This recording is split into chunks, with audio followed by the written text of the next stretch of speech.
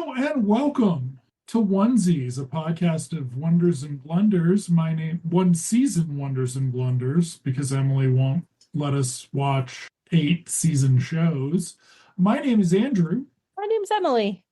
and we are discussing this current season. We are discussing the 1984 ABC situational comedy Three's a Crowd, also known as Three's Company 2 in syndication.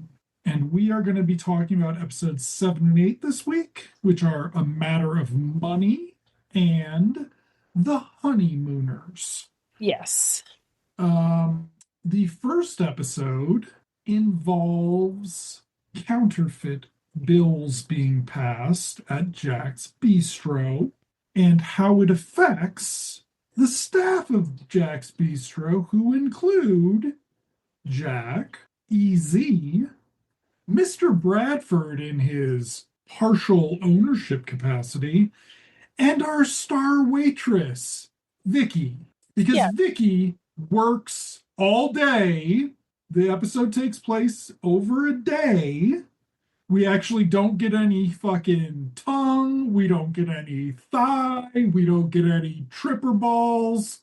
We do get some easy moose knuckle. Did you catch that for you? I did not, or I repressed it. I don't know. Okay, I can't I stay on the lookout for that for you Oh, because I never know if it's going to be something we're going to have to discuss at length or width.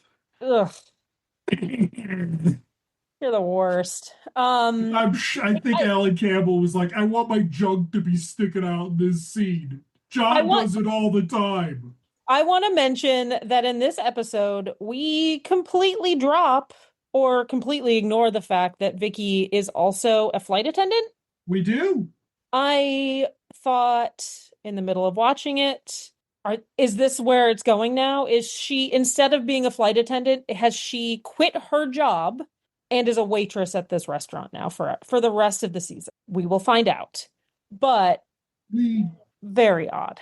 we will find out next week because we don't know which episode airing order we are. Yeah, I don't exactly. It is entirely your prediction here or your theory is entirely possible, but we don't.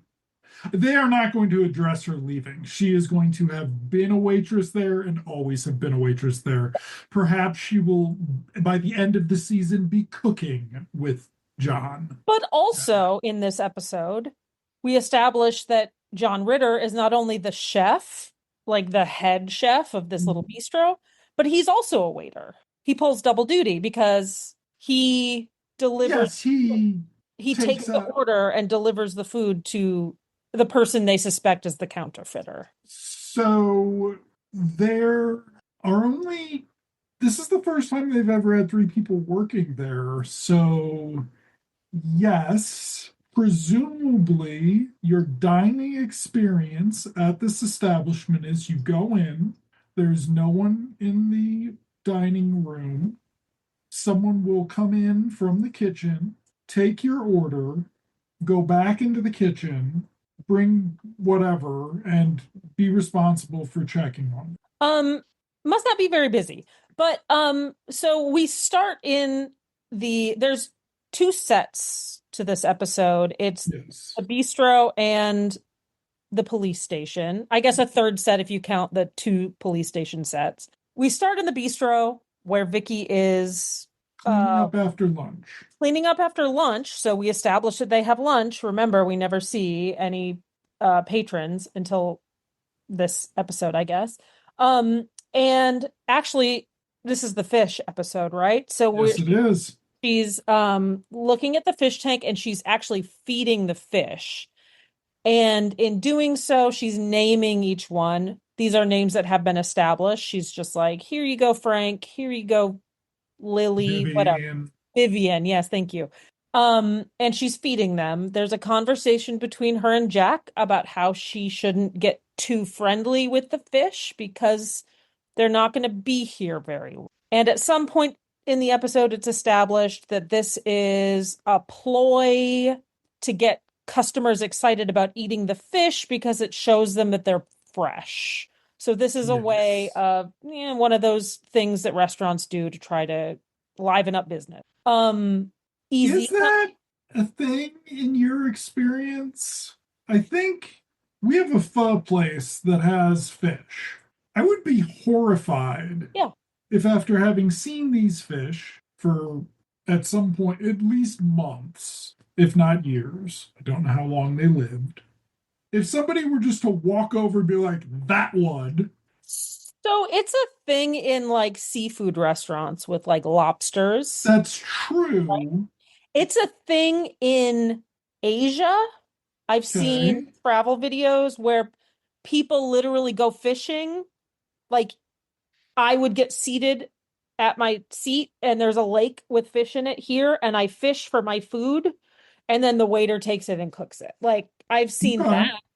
That's a thing, but I have not ever seen a tank of fish in a restaurant where the fish is caught and killed and cooked for you. I've never Yes. seen that in the United States of America. Now, I have limited reach here, but I've not seen it. Okay. It's Maybe an it, exclusive for Jack's Bistro. yeah. I mean, it worked. It would have worked. We'll It get was to it. seemingly, yeah, people Yeah. wanted it. So So, we get yeah. yeah, go ahead. Okay, Mr. so yeah, so we get them talking about the fish, and then we go into the plot really quickly. Now, we were confused by the description of the plot, and there's some like key art of a lineup. So it really seemed like we were jumping in the middle of the first act, which is concerning, of course, for this show because it's got enough problems with the narrative structure that any hijinks are concerning. And so Let's also establish before we jump in, like very quickly, all five of our main characters are yes, in the beast. and why is EZ there? Well, just wait for the joke that EZ gets. Um, so Mr. Bradford shows up with, does he have an idea? He's bitching at them about the table, about the fish tank. Yeah, I think his Because idea is get rid of the fish tank. because two of the invisible immaterial customers could sit there. Um, and there's some more of Jack being frustrated with him, but then Jack like goes into the kitchen and a police officer comes in and wants to talk to the owner. Mr. Bradford is This also establishes something that maybe isn't fully fleshed out, but Mr. Bradford represents himself as the owner of sorts, but when he's sure that the officer is there for something bad, he then is like, oh, I just own the building. So yes. begs the question, are landlords part owner in businesses that reside in their buildings? This was discussed in the first or second episode that Mr. Bradford is giving Jack some sort of a deal that entitles him to Okay. partial ownership or Okay. partial, to some influence. I find that Um, incredibly unprofessional and problematic. well, also,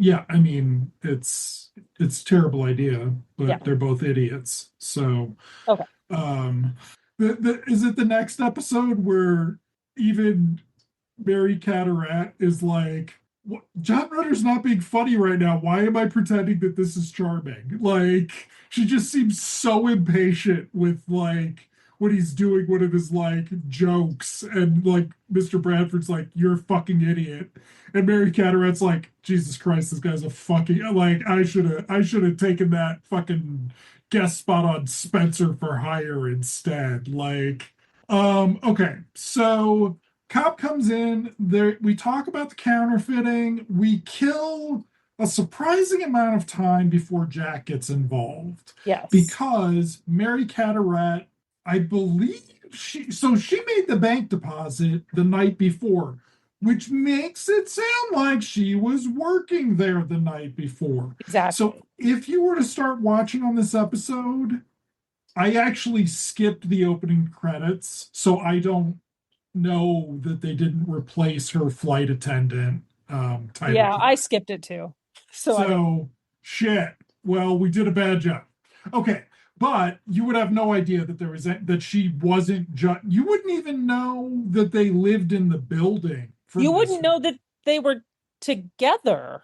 You would because Jack Canoodles are a little in front Okay. of Dad, and Dad's like, "Get your like you're a fucking degenerate." Which pin in that for next episode because very Yeah, strange. very gross. Dad's been unaware the whole time that they've been fucking in the other room, even though the scene has been since the first episode. We're gonna go fuck in the other Like room. they're pretty explicit without being explicit for ABC, right? Like they're not like No, we're gonna go have sex, but it's like, dude, that episode where EZ shows up and has hit the first episode where EZ shows up, the second up, the not pilot, first uh-huh. episode.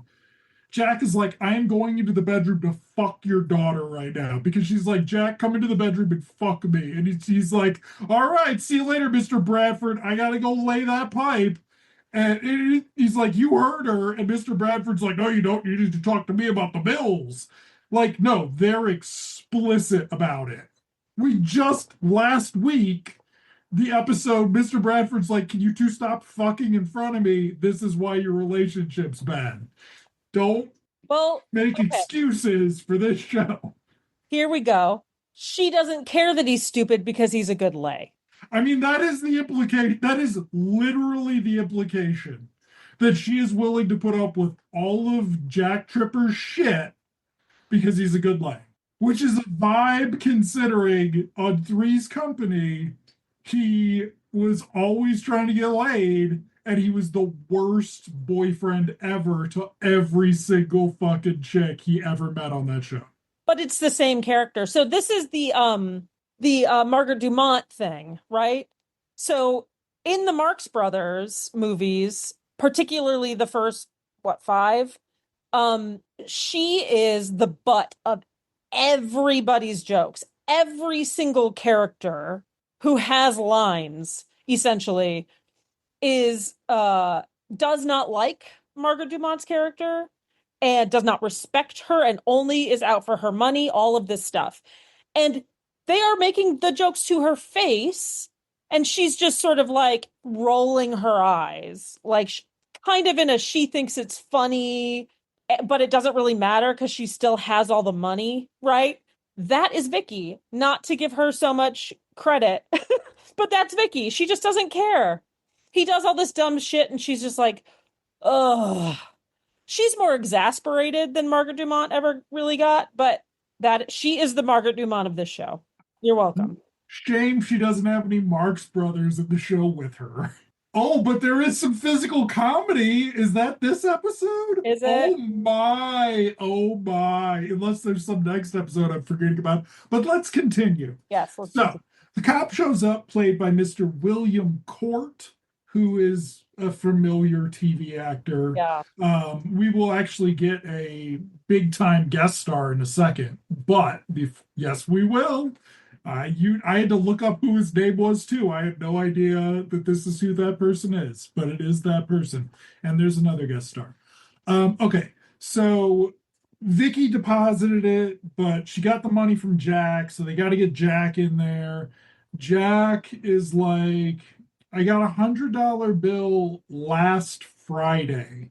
What day of the week? Like, when do you say last Friday? You Yeah. would say it up until the next Friday. Yeah. So it could be any time, but I think you could say on the Saturday, you would still say last Friday. I think you would Uh, say you don't think the Saturday. I think the Sunday's the first time you would say that last anyway.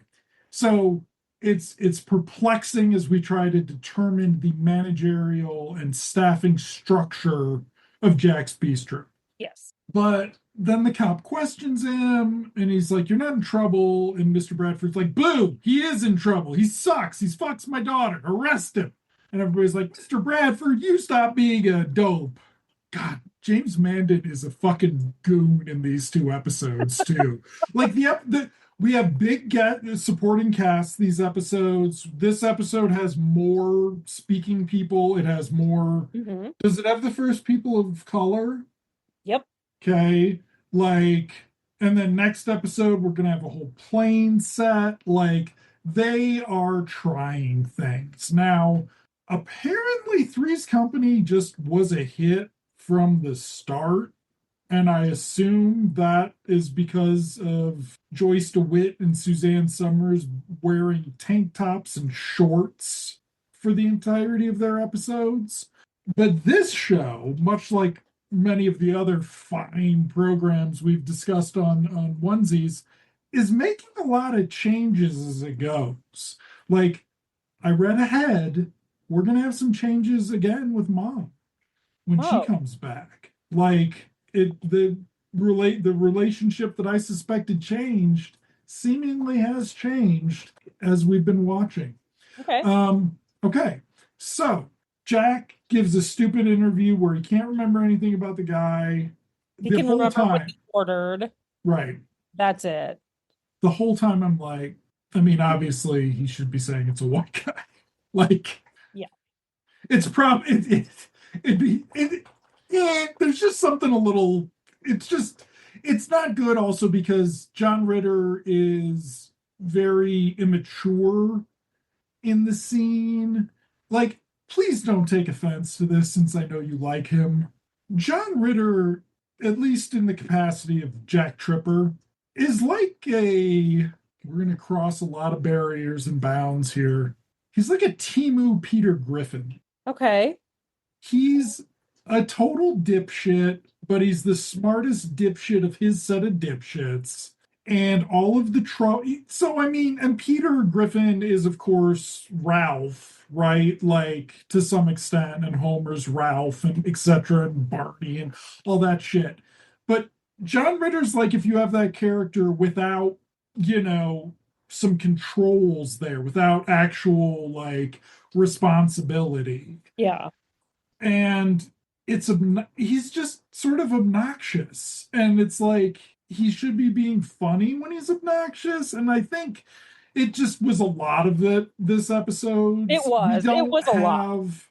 We don't actually have like the big bad comedy set pieces. Instead, like we don't have leg, we don't have we've lost we don't have Jessica Walter. We've lost a lot of what we've gotten used to, I'd say, if you can get used to it in 3 weeks. But we have the thing, Coco Vaughn. There's a joke about what's Coco Vaughn, and so I didn't know. So it's chicken cooked in red wine sauce. I'm like, that sounds fucking terrible. Um, can the French make chicken not taste like you're eating paper? Maybe. Uh, what? No, Whoa. Quaron is better than chicken. Better texture on that hill. Um, it's the official position of the show, right, Mr. Emily at onesiespod.com with complaints. You're not saying a word. Okay, so we forgot at some point Jack asks, oh no, it's because the guy calls after the commercial break or after the opening titles. Or commercial break? Yes, because the opening titles, there's no cold open. Right. So, or at least there isn't in this version. Maybe there is in the syndicated version, which is a scary thought. They cut 2 minutes out of these shows for the syndicated versions. Think about how much better those probably were. So, Jack goes into the kitchen, asks, I can't, I've got a date. Jack's like, come on, man. Easy's like, no, man, it's a double date. And Jack's like, okay. And so these two twins in swimsuits come through and go, hey, Easy. Yeah. They like walked out of a David Lee Roth music video onto the set of this show. It was like wild. It was wild. Okay, would this show, how many seasons would this show have gone if Easy was played by David Lee Roth at this time? If you are suggesting that it would go on more seasons, I'm not quite sure about that because I don't think Okay. David Lee Roth, all coked up Mr. Rock and Roll guy, was going to sit and take direction, was going to try to memorize lines. Well, what if, right, exactly, but he didn't. He didn't do any of those things. It was Right. just a wild fucking terrible idea for a show. Like for some like David Lee Roth just loved Three's David Lee Roth probably did love Three's Company. Like, let's be fucking serious about like that guy and that show. Like, what if it was just like his, life mission, like Jared Leto and Tron or something, right? Like, okay. So the twins thing, Jack is wowed by this, and I'm like, didn't you probably do this 5 times on Three's Company? Probably. Like, Yeah. Mary Carteret does not get to see Jack, have to like fan himself with his fucking tie. This Yeah. 36-year-old man. Oh, whatever. Yes. And I We forgot forgot. the parking ticket. Yeah. So we have a good moment for Mary Carteret where Oh, yeah. She Mr. Bradford's like he should get in trouble. Don't defend him, blah blah blah. And she's like, "Dad, I told you to give him a break." and he's like, criminals don't deserve Yeah, breaks. And criminals she's don't. like, hey, there's somebody ticketing your car. Yeah. So he runs out after that, and we're gonna establish that, which is this, Three's Company doesn't have, or Three's a Crowd doesn't have subplots. It has the introduction of a subplot that either enables the A plot in the second commercial interim or whatever those are called. Yeah. Um, and that's what we're getting here because Jack's going to go to the police station to identify somebody in the lineup, and Mr. Bradford is going to show up moments before to complain about his parking ticket and to establish the police station. Yes. Have you ever seen that Rowan Atkinson cop show, the two-seasoner? I'd be No. curious what you think of that. Might be too cozy, but also might not be. So we get the introduction to the cops. So there's the guy we've already met, Lieutenant Burke, but there's also going to be Rick Fitz as the desk sergeant. Mhm. And so there's a certain vibe to it that we are going to portray the desk sergeant as a black man who is being a slack off at work. We are introduced to him by a cop played by Bill Schick, who looks very familiar if you look at his picture. He is like, I need another guy for my lineup, and Rick Fitz is like, I'm fucking busy reading my magazine. Yeah. Like, boo hiss, and he's like, fuck you. And so then Mr. Bradford comes in, wants to complain about the ticket. Desk sergeant's like, you got to talk to the civilian affairs attendant. She's on her coffee break. Yeah. Mr. Bradford goes, meh. And then the Bill Schick goes, hey man, I'll get rid of that for you if you do us a favor sometime. Mr. Bradford's like, I'm always willing to do a favor for the cops. And he's like, cool, you're going to do it right now. Come on. Yeah. And so Mr. Bradford's like, okay. Not knowing Jack, getting pulled into a lineup. but I mean, he also is unaware that Jack is going down for the lineup. Yeah. So we miss what would be. So some of the problem with Three's Company and Three's a Crowd is obviously the writing. But a big problem with it is the direction. Dave Powers is not like, he's no James Burrows, if you know what I mean. Um, he's also no Leah Thompson. Leah Thompson is quite a good comedy drama director these days. But yeah, so we aren't going to get a reaction shot when Jack sees him, and like we see Jack's shot, not him coming. It's bad. So, but Jack comes in. He's a little upset because You he's get to gonna talk have. about this because you think that John Ritter's charming. I don't. Not in this. So he goes in and then he realizes that he is like literally face to face with these the man who's counterfeiting, who's a criminal. Uh The desk first. You're missing the desk scene where he does the physical comedy out the desk. Is All right, let me do it. is Jesus, that when one of did those you watch papers this? like Yes, when the papers. So Jack comes in, he's very nervous. He goes up to the desk sergeant. He's terrified. He can't, the guy, he has to like knock on the desk or say, excuse me, or something. He gets surprised and knocks off all the guy's shit, or is there an intercom? Something. I remember papers going everywhere. He at one point puts the desk sergeant's papers in his pocket and then takes them out. Somebody there does think John Ritter was a comic genius. Like somebody at ABC back in the day was just, like John Ritter's mom was at ABC going, "You got to give my Johnny boy a job." Or he was like shacked up with Lucille Ball and she was getting this all done. Because, like, the fucking poor desk sergeant, Rick Fitz, has to sit there and like fucking stone face him. And the other guest stars are gonna have to do this too. Yeah. And it's like, it's not, we all love when somebody's got to do stone face and they can't hold a straight face. Yes. There's no problem holding a straight face here. No, because it's not funny. It's just somebody regretting. It's just like Rick Fitz feeling the weight Yeah. of his career on his shoulders right now. Yeah. Yeah. Continue with the scene you So remember. he is sorry. He is taken into the room. He's still nervous. He's face to face with potentially the person who's counterfeiting money. Now, here's the thing. There's a difference between circulating counterfeit money and like a violent criminal. I I just I'm sorry. I'm sorry. You want nuance okay. Fair enough. between. Okay. So he is asked to look at each of them, get up close, take a look, da da da da, identify the person. The way he goes about it is so weird. It's like he's got like blinders on and he's only looking at one person at a time because he's afraid to scan the crowd.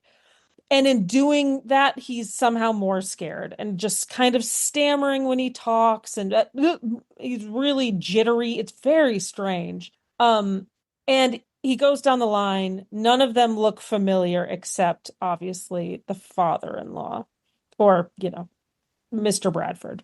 At which point I was thinking like, I know he knows that he's there to identify the counterfeiter, but the police officer just told me to let him know if I recognize anybody. So at some point, I thought there was going to be a miscommunication about that, and Mr. Bradford was going to be pinned for the counterfeiter.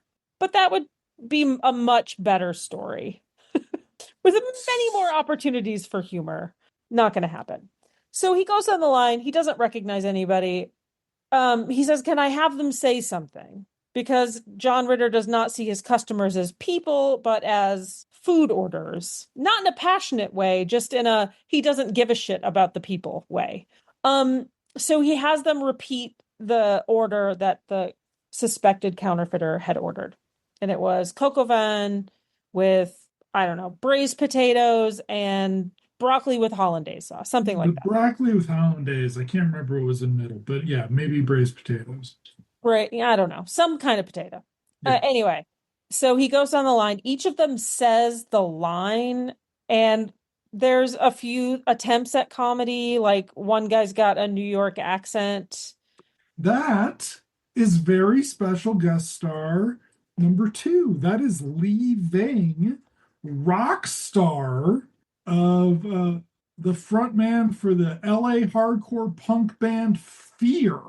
He's Oh, still alive. He was in Flashdance. He was in Streets of Fire.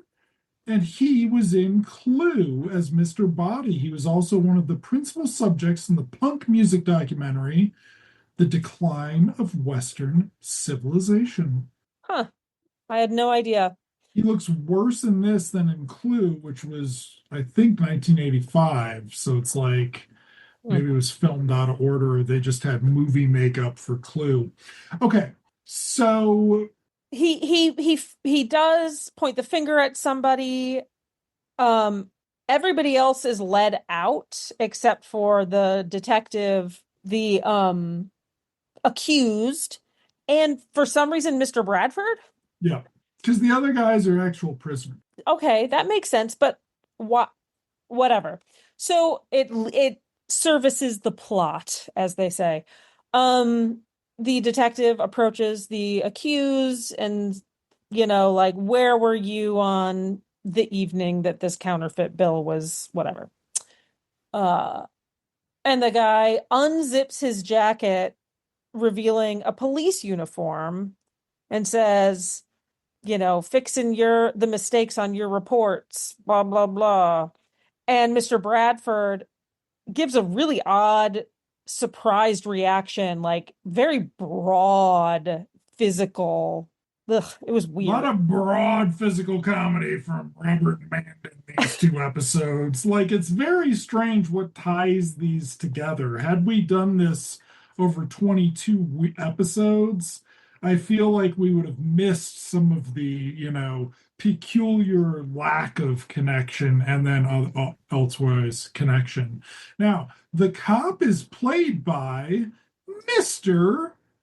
Bruce Kirby, not Bruno Kirby, but Bruce, one of those hard-working supporting actors, according to IMDb. And so Bruno Kirby is his son. Aw. And Bruce Kirby was actually on an episode of the Golden Girls called From Here to the Pharmacy.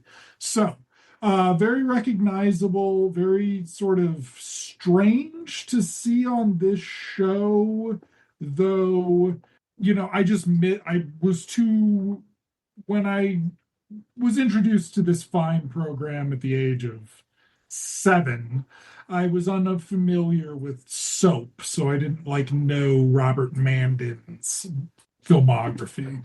Yeah. So, but Bruce Kirby is an interesting sort of carryover, though. As Bryan Cranston once said, before IMDb, you did whatever you wanted to because nobody was going to fuck it. The people who were casting for X, Y, and Z weren't actually watching Chips last week. Yeah. There's an interview he gave at the beginning of Breaking Bad where he's like, it kind of sucks. You used to just be able to do whatever the fuck you wanted. Okay, so we then, you know, that's it for this part. We go back to the restaurant.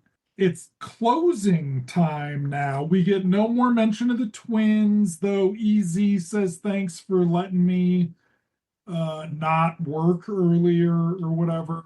And then we get the customers coming in. I think we get a little bit more. Oh, yes, we do. We do. We get the thing about the fish. Did you notice the thing about the fish being covered? Yes. With the tablecloth. Did you notice that you could see the fish tank not being covered with a tablecloth Oh, I didn't behind notice that. DZ? Yeah. No, I didn't. Oh, Yeah. bummer. So, good job. So yes, the joke is nobody took the fish because it was covered with the tablecloth. Yes. Um, so then we get a couple coming in for dinner, and Nope. EZ's been trying to freak Jack Yes. out. Yes. Um, About having gone and done the lineup and this criminal's going to come and get you. I know a person who knew a person who had that happen to them, et cetera, et cetera. So two customers come in. It's a man and a woman, presumably a couple. We find out it is a couple. Um, and he is one of the men from the lineup. Now, the nature of a police lineup is to match a description of a person that could be many things. Brunette, um, with a mustache, somewhere between 5'2" and 5'3". Get all of these features, but like on different sizes of people, different heights, really get a variety of people. So if you have a suspect, you put them in with people who kind of resemble them. To that point, I did not know which of the guys from the lineup this was. you mean you had forgotten the previous scene? I did not. They all looked so samey that I Wow. I didn't know which one it was. Wow. So what you're saying is you're face blind But to only white two men old in their white men. 50s. Yes. Okay. Wow. Sorry. I feel like you're gonna need to get Mr. Emily on a leash so you don't lose him as he ages. Thank goodness he's only in his early 20s now, and you've been married for 14 years. Gross. You're gross. Oh, would you prefer that I talk about how he's in his mid 70s already? God, all right. Like, stop complaining about having to get walkers at Walgreens, and I won't bring it up. So, um, yes. So it's the cop, obviously played by Bruce Kirby. Yeah, I'm dumb. Um, Wow. Okay. So that actually must have made the episode better in a way. well, no, because it's explained very quickly what's going on, right? No, because Jack sees him, freaks out. So the first reason that there's, well, okay, so Mary Cataract goes out, Vicky goes out to take their order. Yeah. The wife orders one of the fish, Mm-hmm. and Vicky's like, "You don't want that fish. It's been in there a week. It's No. fucking pregnant." Yeah, it's pregnant. Yeah, that was She the. also says one of them's been, she says they're stale. They've been in there a week. And I'm Yeah, like, that's not how I think that this was works. the joke. I think Yeah, that. okay. That was the joke. So, but then the dude orders the coco. Or no, he orders one of the fish and he Yeah. won't, have it. And we get a bad, like physical comedy beat. It's bad. And I didn't know where it was going. Yeah. And it's so theoretically these moments have more potential than the rest of the episode because it's not going to go anywhere good. Yeah. So they go back into the kitchen. Jack is freaking out. Did Easy run away or I something? think he did. Yeah. Yeah, he runs away because of the killer. Maybe he's going to get help. I don't know. I Jack guess. calls the cop, panics. Mr. Bradford comes in. Does he come in through the back for the first time Yeah. ever in the For the first entire time show? ever. Yeah. This is a very Yeah. It convenient services show. the plot. Uh, Yes. So then Mr. Bradford goes and sees who it is, sees that it's the cop. We get some more of his big private guffaws. yeah. Ho, ho, ho. And Shakespeare said, these are asides. Like, it's fucking garbage. Yeah. Like, for this show, it's garbage. And this is like, we're long, if the Jessica Walter first appearance is the technical peak, we're really not, we've been in free fall for a while and we're still getting to some new depths here. So the cops come in and are like, "Hey, Harry, what are you doing here?" He's like, "I'm having some fucking dinner. Maybe these people ever show up." Oh no, Jack has gone out. The guy's got the menu over his face. He Yeah. orders the coco van really threateningly after Vicky like cries about the fish. Um, Lowers the menu. Jack sees who it is, throws buns in the air, and runs into the kitchen. No, and he also says, nice to see you again, or Okay. something like that sounds very threatening. Now, at the at the lineup, we get one guy getting uncuffed, which seems to imply that he's the prime suspect. Yeah. Jack tells that guy to come eat at Jack's Bistro. He So does. everybody hears that where he works, but he's specifically told the presumed criminal to go to Jack's Bistro.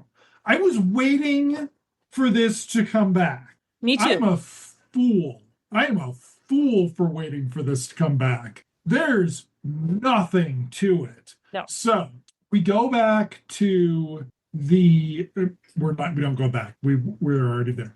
We're the cops have come in. It's the black guy, the black desk sergeant, and the Lieutenant Burke, the guy who's been there before. Yeah. And so they talk to Harry. He has the line about like, "Are we gonna eat?" Maybe. John Ritter runs out. He's like, "That's the guy, officer. Arrest him!" And we get this long thing where he's like, "I didn't say." After there's some confusion, you just identified a police officer. Okay, anytime that's said in a movie, you just identified a police officer as the guilty party. it's one of the movies where that police officer is the guilty party. Right. Even in propaganda, that is the safe phrase. Like, that's how you perturb the plot that way. Well, I keep telling you because you keep telling me that like it's just one bad apple. I, that's not the case. That's not the case, Andrew. It's not just one bad apple. It's the whole system is corrupt. We can't go into this on this podcast. Okay, Please. this is why I wanted to watch RoboCop, and you said I will not watch 22 episodes of Canadian RoboCop. Okay, so there's a moment where Jack accuses the person who answered the phone of being an ignoramus who got the message wrong. To which point the desk sergeant says it was me. To That was which me. point Yeah. Jack does this swooning thing that John Ritter never won a fucking Academy Award for somehow.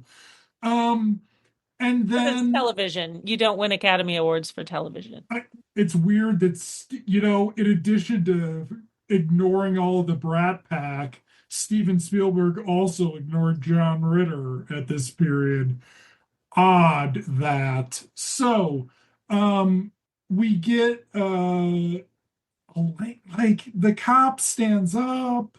There's this long back and forth, and And Vicky gets a little attitude. Like she's really upset. Somehow yeah, she got spun out about. Maybe she was in the kitchen when Easy was getting Jack yeah, about. So she's like hollering, like, "Why aren't you arresting this person? Why did you let this person go?" She's getting like really heated. It was she's uncharacteristic. it's uncharacteristic, but you have to remember she's very invested in this restaurant. It Okay. should really be called Jack and Vicky's Bistro. Oh, that's right. She did give him $8,000 or whatever. That's that's right. I'd forgotten about that too. Okay. Uh, so then Mr. Bradford comes out laughing. He's like, "You fucking idiot. Arrest him." And Vicky's like, "Wait, how did you know that was a cop?" He's like, "Because I was there when they said it." And she's like, "You could have cleared this up a long time ago." He's like, "Yeah, but I'm here for the bit." Yeah, he says, why would I do that? It's such a good joke or something. It's like fucking what's his face on Freaks and Geeks, Oh, Sam little Levine. Sam, who's like, "It's for the bit." So then they're gonna arrest Jack, and Jack's like, "Fucking A," because what did he do? Did he assault the cop or like, oh no, it's against the law to make a false accusation against the Yeah. police? I don't think that's true. So a couple of things. They were all there on that police station set when he identified the guy as the criminal. Yes. Are they so stupid that they don't recognize that they never told Jack that that guy was a cop? Yeah, So they're fucking cops. Yeah. but also Robert Mondin steps in and he's like, you guys, this was just a goof, whatever. I apologize. I'm going to donate money to the police fund. Pause. What did you think was going to happen at this moment? I thought he was going to get arrested for bribery. You silly woke. They're like, "Fuck yeah, we'll take your money, bro. All right, Yeah, thanks." And then they're like, "Wait a second, this is a fucking phony." And so they arrest Mr. Bradford. Ba-da-ba, ba-da-ba. yeah. Like, it's so bad. And I think what is so much worse about this setup is that to some degree, so Three's Company, you don't have precedent because, like, just cultural mores, T implications of TNA on TV or TNL, you weren't able to do that before.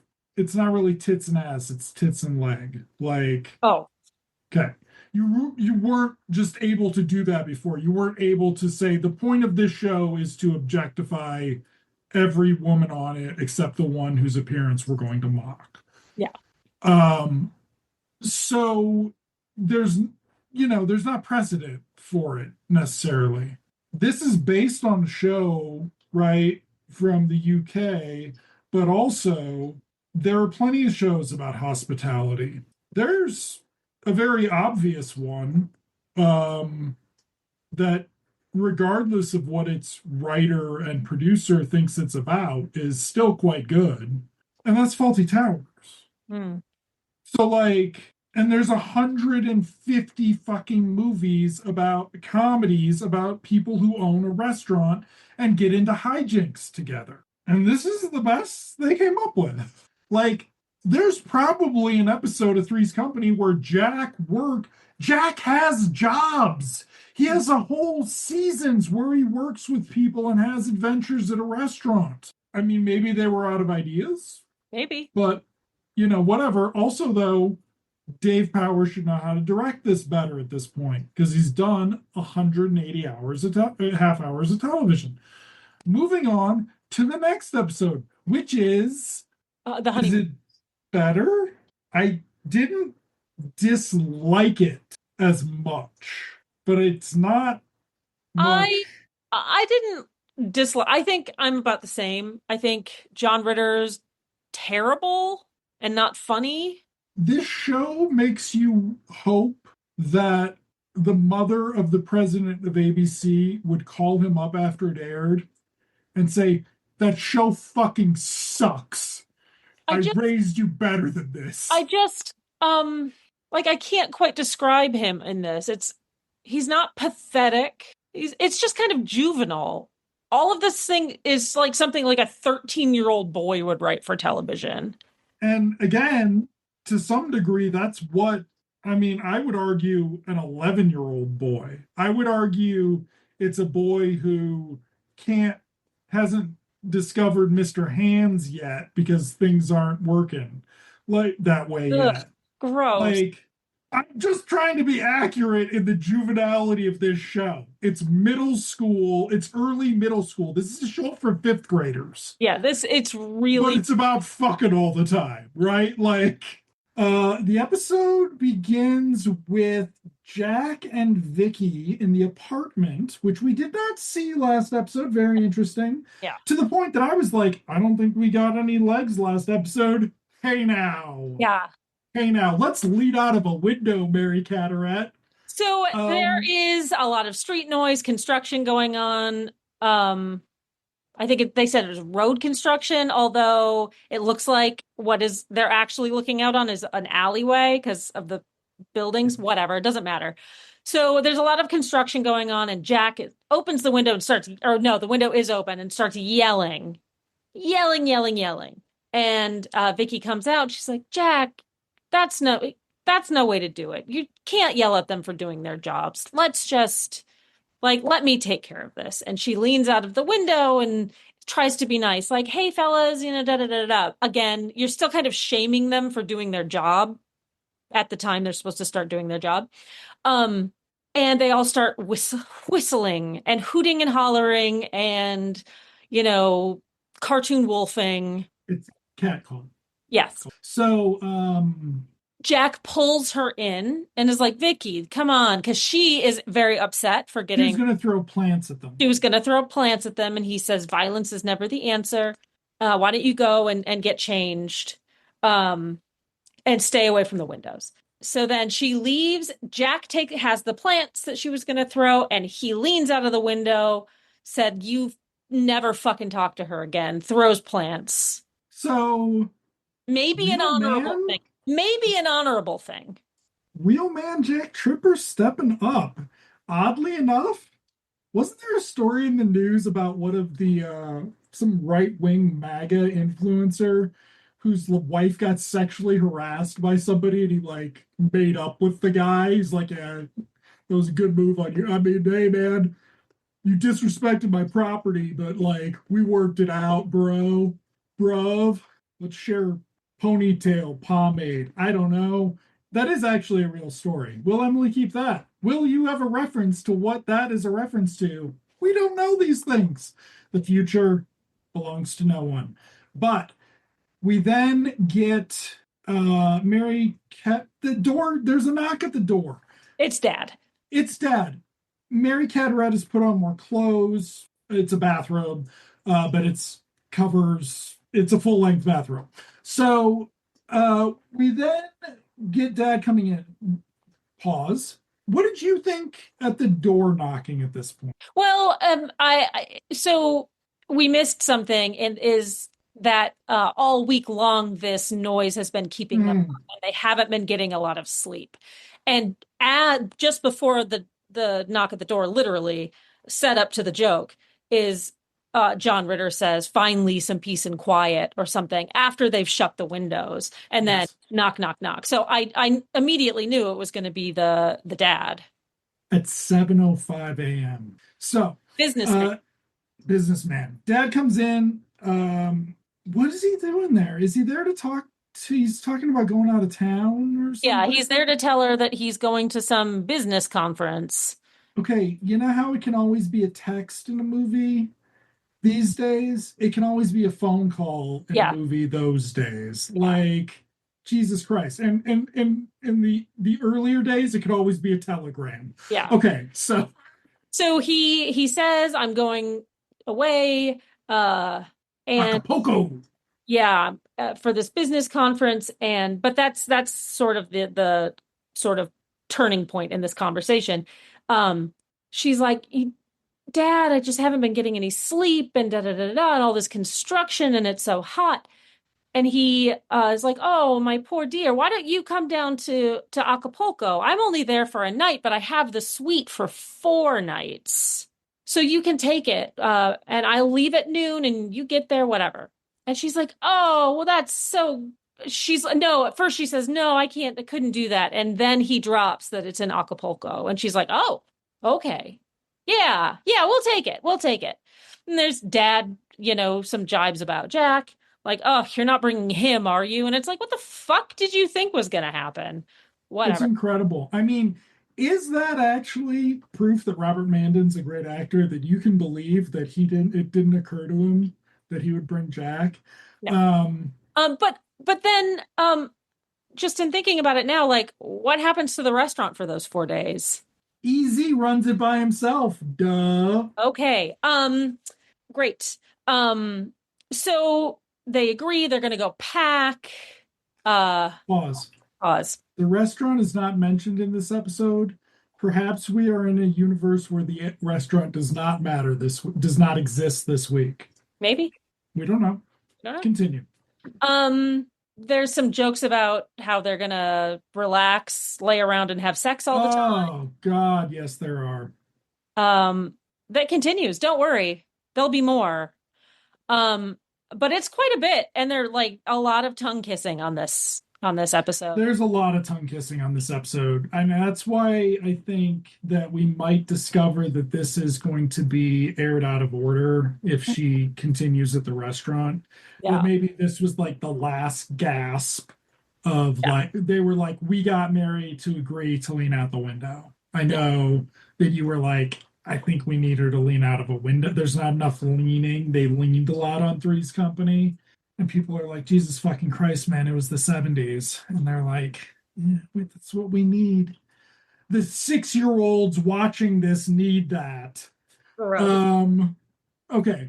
So dad leaves, or you've already covered that, but then we get to how do we So, get there? they're discussing how they're gonna get there, and Mary's like, "That's fine. I'll call one of my friends, switch shifts, so we only have to pay for one ticket." So we are back in the universe where she's a flight attendant. And he is a little spooky scared about flying. He infers by his actions. It's actually never spoken, right? Like that he's afraid to fly. Nobody actually says that. We're just inferring that from his reaction. Yes, he's afraid of heights, Heights, because there's but a we do not say the joke, words, I'm afraid of flying. right? We also, in 168 episodes of Three's Company, they had to fly somewhere. Is this canon? I don't know. Is there canon? I mean, considering you married Mr. Emily because he's covered in Three's Company tattoos, I think he would know. Okay. So So, he agrees reluctantly, and then they go pack and probably fuck. Who knows? no, he doesn't, he agrees after she promises they'll fuck. Okay. And then he's like, oh, that's right, okay. Oh, So then that's they right. We run fuck in. all the time. Why wouldn't we fuck? Why would I just assume we're not going to have sex when we're in Mexico?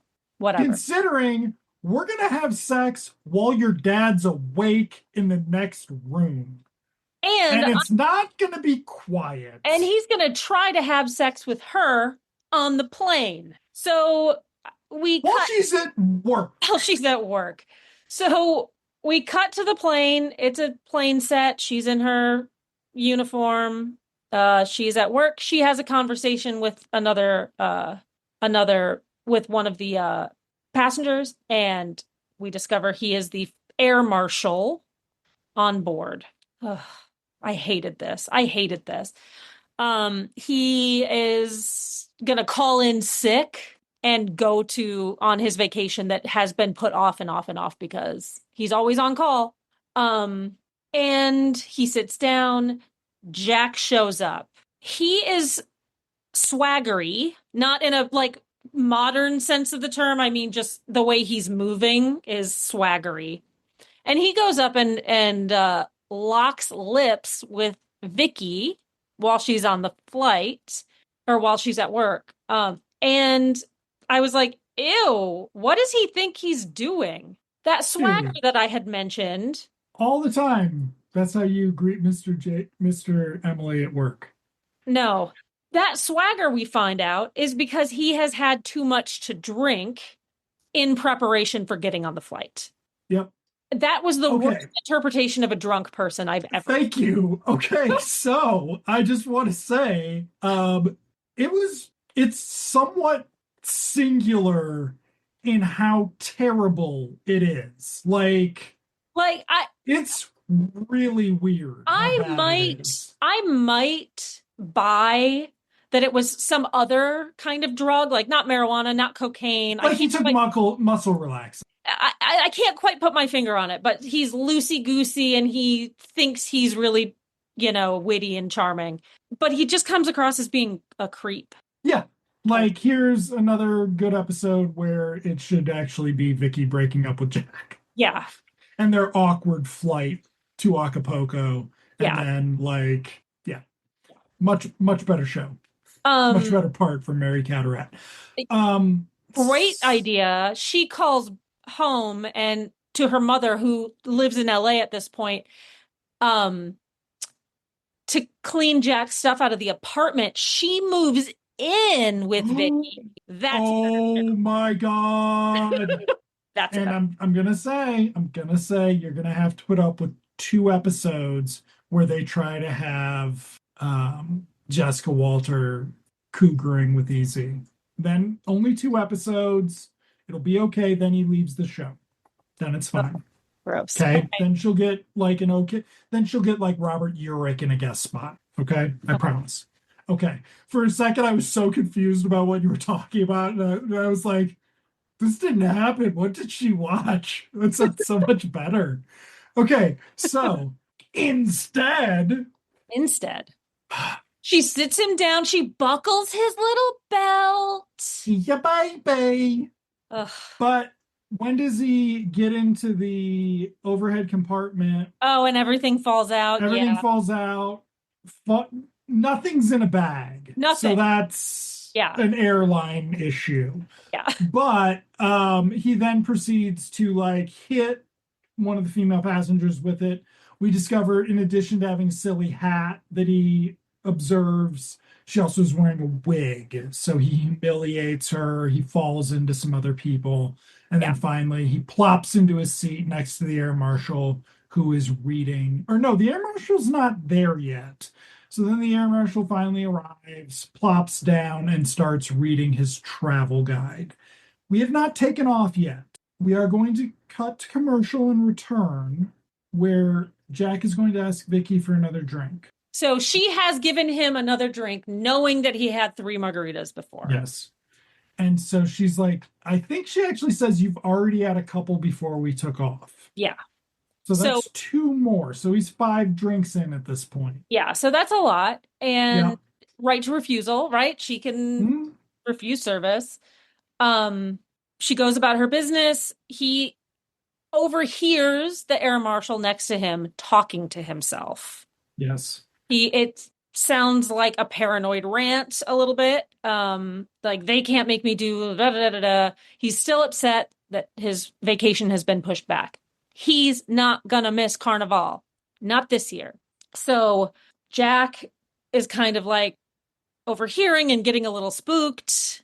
And then something happens, and Jack spots, we don't, the audience does not, but Jack spots the air marshal's gun. Uh, you were supposed to spot it too. Oh, was I? I Yeah. must not have been paying that close attention. Guess Surprise. you weren't checking out Terry Willis's bum cakes. No. Okay, continue. So he spots the gun and he's doing his big, broad, scared face. What? Nothing. I'm just, Keep in mind listening. that he I is enjoyed you discussing how Mr. Ritter essayed the part. he is making big broad faces. He is scared. Keep in mind, audience, he's had at least 5 drinks. He calls Vicky over, hands her a napkin with writing on it. There's miscommunication. It takes him like whisper talking for her to read it, not throw it away. She starts reading it out loud, but because she can't read his handwriting, she thinks it says this man has a bun. So they have to like talk about that for some reason. Which is actually, what does this say? Is what she says, and But which she read it. She read it. She couldn't just take from the shape and the whatever. Like she couldn't just kind of contextualize it. How long have they been together? She's had to read his handwriting before. and she can read his B's and Kimberly. We've established. So Well, I'm just saying it's not it's again servicing the plot, trying to make it funny. And she kind of gets mad. Oh no, she gives it to the marshal to read. Like, can you read this? Like, what does it say? Jack grabs it out of the guy's hand and starts to eat it, which is the grossest thing ever. Ugh. And she's like chastising him again, like he's a child. Spit it out, spit it out, spit it out. He spits it out into a cup, and she walks away when Jack gets this great idea to distract the guy. And I can't yep, believe I'm going to say this. Grab his gun. yep, Again, remember that he's drunk. yep. I was not expecting this to happen. I don't know why.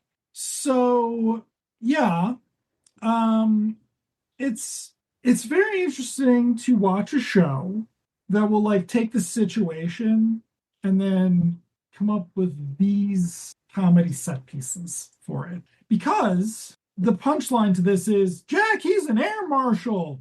And then he's like, "Ba-da-ba-ba-da-ba. I'm sorry, I was just cleaning your gun, sir." To which we then cut to Acapulco. Yes. Entering the hotel suite, they have the guy, what's the guy called that brings your shit up in the hotel? I mean, the bellhop. The bellhop, who is waiting for a tip but does not get one because Jack is so traumatized. Jack's trauma will exhibit in a way that, frankly, is a wonderful example of American manhood. Jack had a little accountability for some bad choices, and his fifis got hurt, and he doesn't want to play anymore. He just wants to sit and bitch.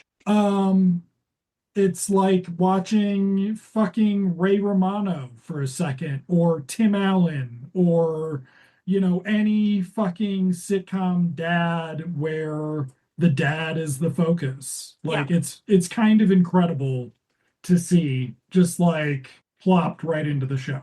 Peter Griffin, the joke would be on him. In Right. here, this is modeling masculine energy for the audience. This Yes. is socializing young men. Cool.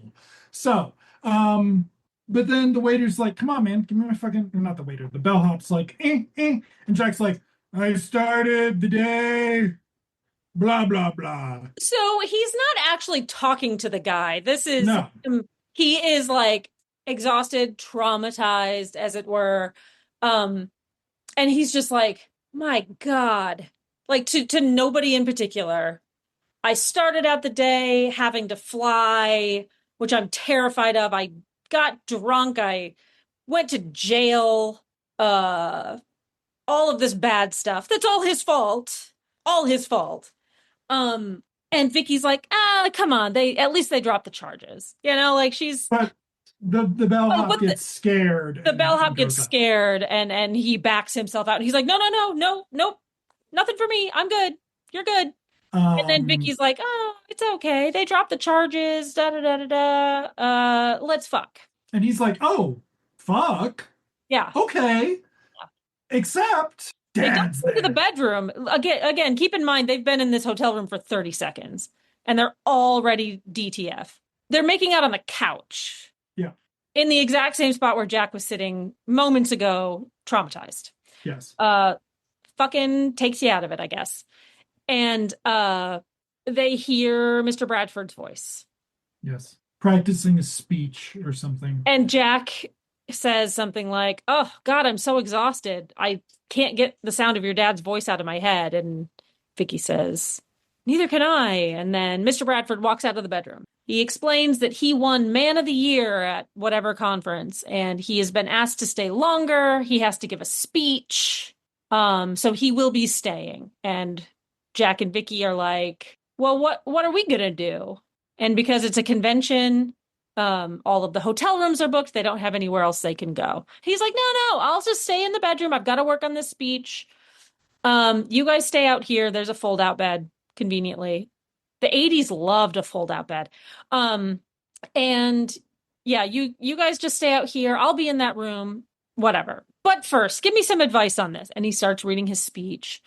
There's some jokes says and some jokes back from Mr. Bradford and um, they keep trying to make out. Mr. Bradford will leave. I think there's 3 times. And at some point, Jack gets violent, doesn't he? Like he gets like shouty about not being able to fuck his girlfriend. Yeah. Not very funny. I keep not wanting to see them making out. Like just when I think it stopped, like the opposite for me. Just when I think it stopped, it happens again. I forget what happens after that. Okay, I forget so the order in which things happen. there's a knock at the door, and it'll be some. Oh no! So Mr. Bradford gets really put out, and he's like, "I'm just gonna fucking leave. You kids suck." Like all, but there was also the point where there's a lizard in the bed, so there's this whole terrible bit about the lizard in the bed. But at one point during There's a that, couple terrible bits about the lizard in the bed. yeah, at one point Jack's rolling around trying to find the lizard. Vicky's already out of the bed because she's freaked out by lizards. And we get Mr. Bradford attacking him for romping with his daughter, which looping back to the beginning, this guy has literally been watching these two fucking Gave go them like from an 0 to 60. ultimatum, like essentially was like, stop fucking. You guys fuck too much. This isn't a great relationship. Like he knows it's happening. So, Whatever. yeah. So then they establish the lizard thing. Vicky confirms it, blah, blah, blah. Everything's fine. But then Mr. Bradford's got the lizard. Then, He comes out screaming. Again, this is another interruption to their fucking. He comes out screaming. Jack grabs the lizard, throws it outside. You hear a woman screaming outside. Punchline. Again, like, the whatever. catch. Yeah. Um, Such a good show. yeah. Okay. So Then then, there is a knock at the door, right? yes. And it is some party woman. She's got a nice little wrap dress on, a big hat. She's ready to go. And asks for Jimmy, which is Mr. Bradford. And oh, this is when he makes his big, like, you guys suck. I'm just gonna go Yeah. down in the lobby so you guys can have your time. Like, I'm so sorry I put you out, even though I gave you this present in the first place, and you can't be proud of me for getting this award. Um, and then there's the knock, and there's this party woman, and where he was actually going was downstairs into some room. I don't know what room would be full, but it was full. So they couldn't use that room for the party. The party was coming to him. And I don't remember hearing anybody else in the hallway, but we find out very quickly that there are 20 people in the hallway. And they come in and they start dancing, and Jack and Vicky are very upset. What are they going to do? Jack's got an idea. A very, very gross idea. Come on, what are you talking about? It was cute to see the curtain of this night sky. They go out on the They beach go out on the beach. where they Jack's try brought they blankets. got blankets, no pillows. He hits his head on a rock. She kisses it away, but then it's gonna rain. So we get a bunch about how it's gonna rain. Vicky's like, I don't want to stay out here in the rain. That doesn't seem like a good idea. The rain gets better, it gets worse. This is fucking I love superb I love how we're comedy. rolling through this because I knew exactly how this was going to end, and I did not want it to end that way. So It starts pouring, and they're like, yes, "Oh, I guess we should go back inside." yes. And then is there a what about your dad? Yeah, no. And, and Vicky, then who's been saying we need to go inside, says, but my dad's there. Still want to go? And they're like, nah. and they pull the covers up over them, presuming that they are going to fuck in the sand. Ladies and gentlemen, and anything else, please do not fuck in the sand. Please, even if you have a blanket, just be careful if you do. Gross. But that's literally the end. Yeah. I turned it off I before. was actually waiting for, I waited to make sure it was the end, but because it seemed like there had to be a tag. Was it a freeze frame? I I don't think it know. was a feast frame. Anyway, It doesn't matter. It's so yeah. So, but still better than the first one. is it? So, maybe not. Like the first one has better actors in it, in Yeah. addition to the bad actors. Yeah. Mr. Bradford getting down was bewildering. Yeah. Like it was very poorly directed Yeah. by Dave Powers. A theme for our season. Okay, so next So time, next time we'll be watching episodes 9 and 10. Episode 9 is A Little Competition. A new restaurant opens down the street from Jack, and it happens to be run by Vicky's old boyfriend that she almost married. And episode 10 is a foreign affair. Oh, Jessica's back, maybe. Um, Mr. Bradford tries to set up his ex-wife so he doesn't have to pay her. Whatever. Gross. I'm sure there's something about Jack and Vicky too, but that first part was gross enough, so I'm not going to read anymore. Thank you all for listening this week. We'll see how many rants and tirades I leave in. wow, okay. On There's my some part too. there's quality content. On my part too. Okay. Um, Andrew, thank you for talking with me this week, and I will see you in television land. See you in television.